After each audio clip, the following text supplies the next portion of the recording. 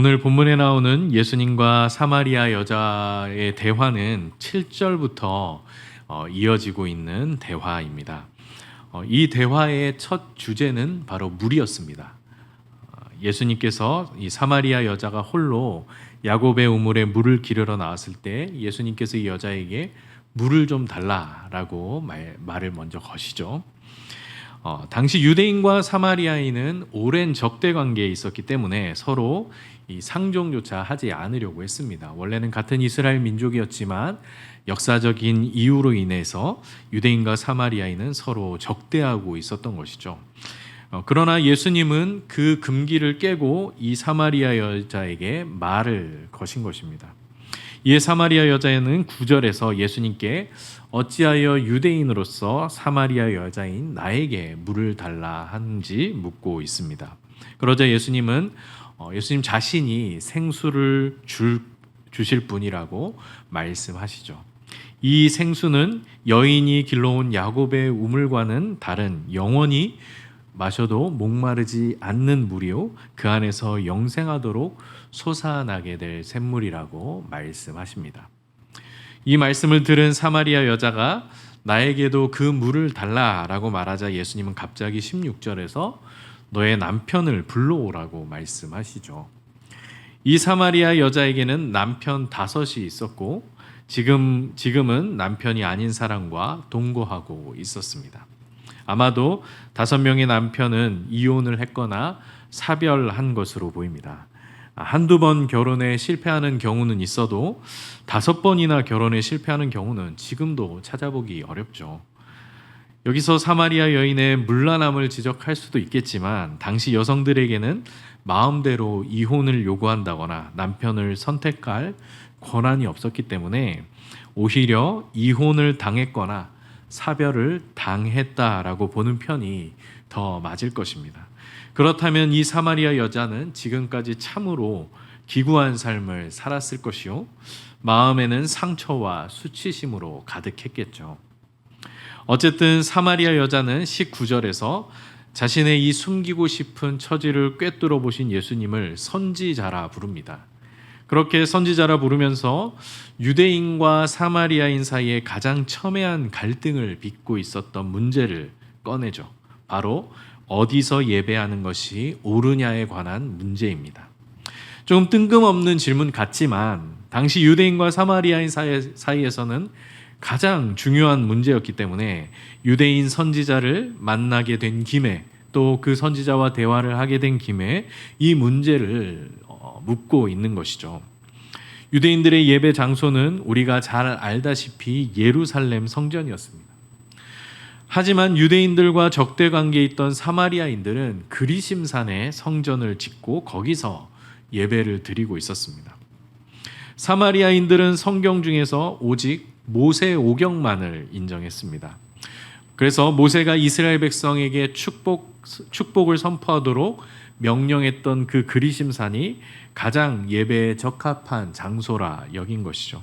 하지만 유대인들은 다윗 시대 이후로 줄곧 이스라엘 신앙의 중심이 되어온 시온산, 즉 예루살렘을 가장 적합한 예배 장소로 여긴 것입니다. 그러나 예수님은 21절에서 이 산에서도 말고 예루살렘에서도 말고 너희가 아버지께 예배할 때가 올 것이라고 말씀하십니다. 예배의 장소가 어디냐에 상관없이 또 유대인과 사마리아인의 구분이 없이 모두가 아버지 한 분께 진정으로 예배할 때가 이르리라는 말씀입니다. 다만 예수님은 22절에서 사마리아인들이 알지 못하는 것을 예배하고 우리 즉 유대인들은 아는 것을 예배한다고 말씀하시고 또 구원이 유대인으로부터 난다라는 말씀을 하시면서 예배의 전통은 유대인들에게 있고 또 하나님의 구원이 유대인으로부터 난다라는 사실을 분명하게 언급하십니다.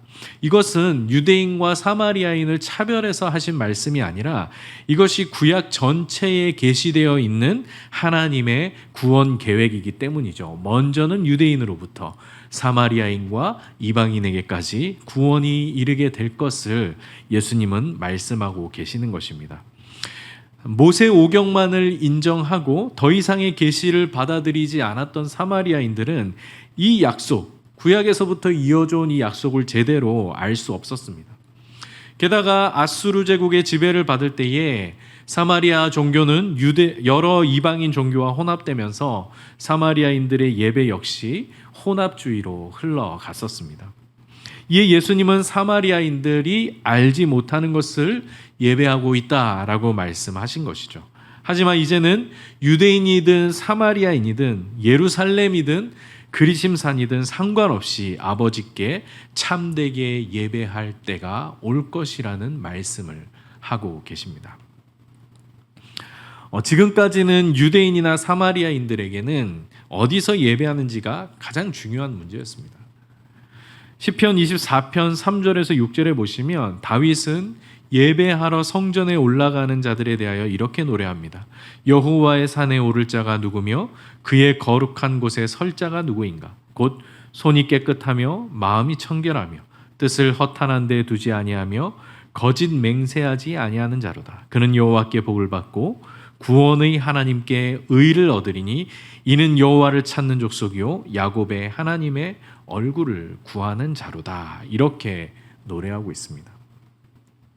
여호와의 산에 오를 자가 누구며 거룩한 곳에 설 자가 누구인가?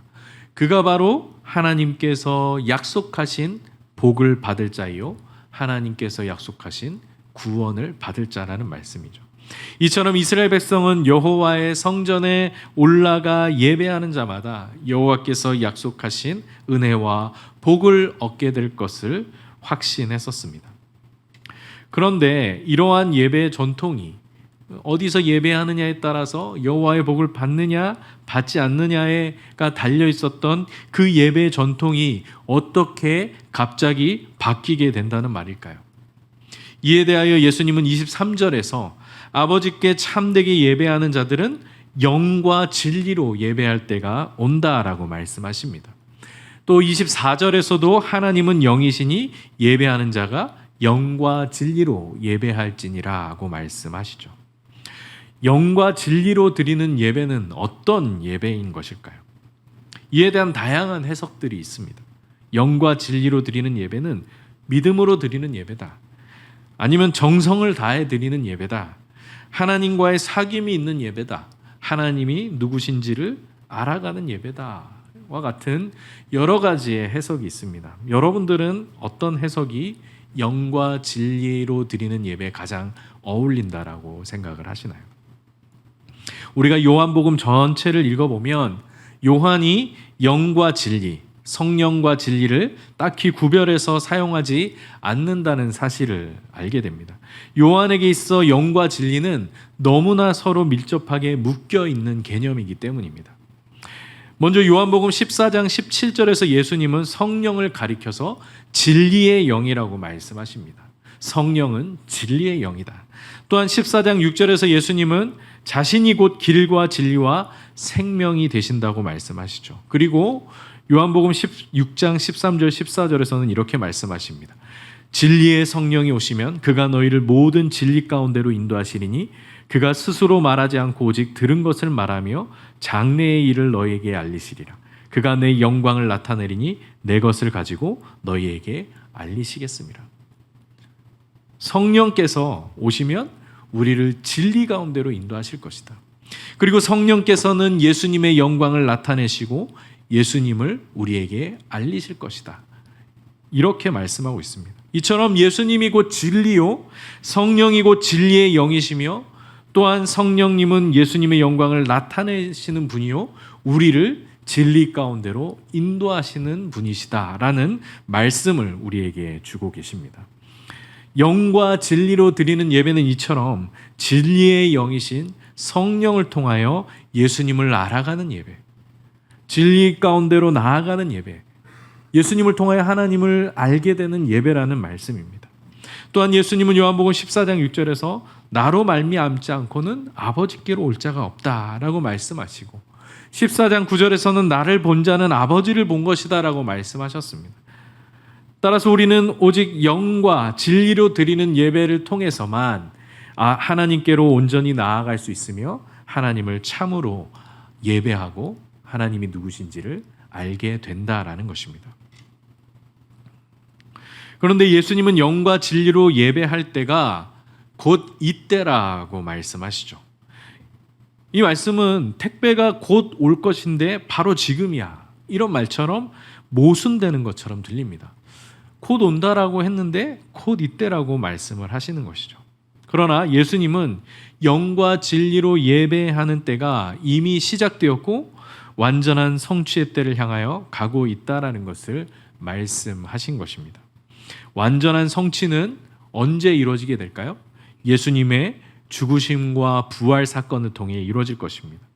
비록 그때가 아직 오진 않았지만 예수님께서 육신을 입고 이 땅에 오심으로써 예수님께서 이 땅 가운데 사역하시는 그 사역을 통하여 그때가 이미 시작되었다라는 말씀입니다.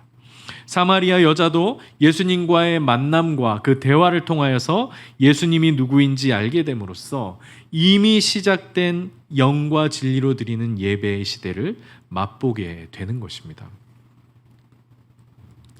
영과 진리로 예배하는 때가 시작된 이상 어디서 예배해야 하는가는 아무런 의미가 없다라는 것이죠.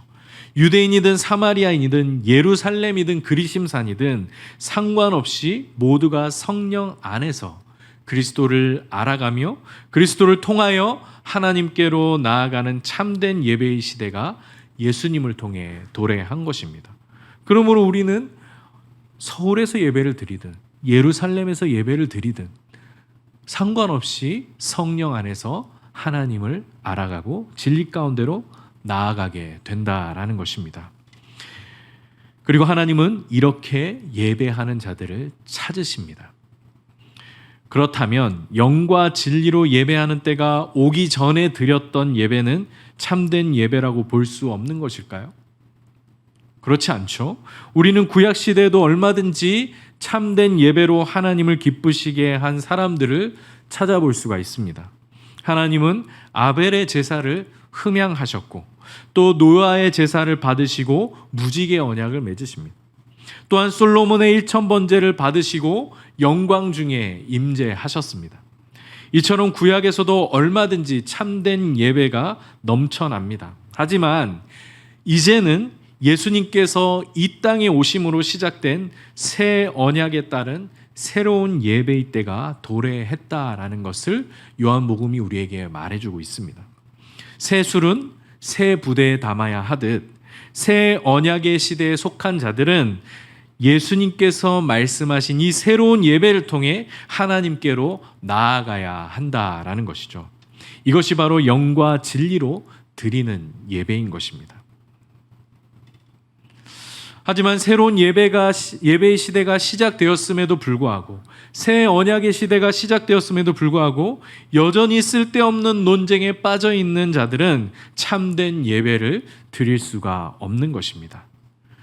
예수님은 그런 자들을 향해 이 산에서도 말고 예루살렘에서도 말고 아버지께 예배할 때가 이를 것이라고 말씀하신 것입니다. 민족, 신분, 장소, 빈부에 상관없이 모두가 성령 안에서 하나 되어 아버지께 예배하는 때가 시작된 것입니다. 유대인이든 사마리아인이든 이방인이든 상관없이 한 성령 안에서 한 아버지께 예배하는 때가 이른 것입니다. 예수님께서 유대인과 사마리아인의 이 벽을 허무는 새로운 예배의 시대를 선언하신 곳이 어디입니까? 사마리아의 한 우물가였습니다.